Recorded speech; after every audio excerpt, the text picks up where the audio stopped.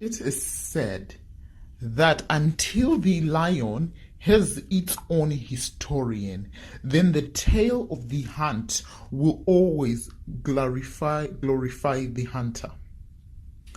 Recently, the African Museum was reopened in Belgium. The purpose of the African Museum in Belgium, with its long racist universe, is to sell the idea of Belgium bringing civilization to Congo to the newer generation. The museum is really a celebration of colonialism and the wealth of colonialism, coupled with how Belgium plundered the continent for its own gain.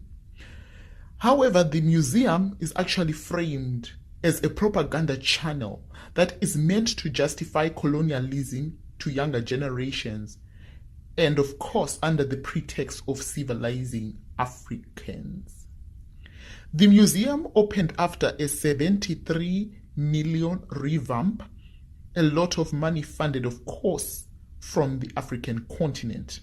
Millions of Africans were left dying to starvation and disease, their limbs cut off to satisfy the King of Belgium, King Leopold II. Younger generations are being taught that colonialism was not such a bad thing, and they say that this new museum is a reflection of colonialism. Critics, however, say it is not normal that 80% of African cultural artifacts, art and heritage is in Europe and not in Africa, where they belong. Belgium not only stole the resources, plundered the rubber out of Congo, decimated the minerals of the Congo. King Leopold was known as the architect of the genocide in Congo, where more than 15 million had their limbs cut off simply because they did not produce enough rubber. King Leopold is known as the butcher of the Congo. He killed millions and millions of innocent Africans who could not produce enough rubber. What is really sad is that in 2019, there are people who still justify colonialism. They do this, well, in a very clever way.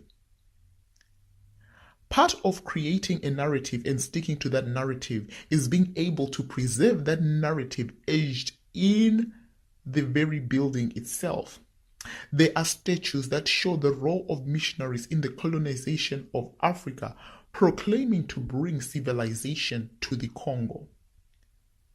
The museum has a giant wooden sculpture which an African man's head,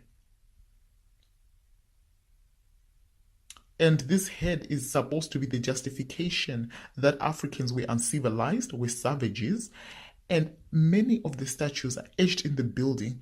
They totally ignore the brutality of King Leopold II, whose troops collected the hands and body organs of more than 15 million Congolese who did not meet their quotas as they provided slave labor. Of course, those who have benefited from colonialism do not like to admit that colonialism was in fact really bad for Africans. Colonialism was terror, and there is no justification for terror. But of course, when you are a beneficiary of colonialism, you don't want to admit that the reason that your economy is the way it is because it was built on the backs of African sweat, blood, and tears. Some of the statues in this museum show Africans as savages, and the most racist of them is a statue of Leopard Man, which shows an African about to strike another African, again to justify colonialism and to continue the narrative that the African is uncivilized and that the African is a savage.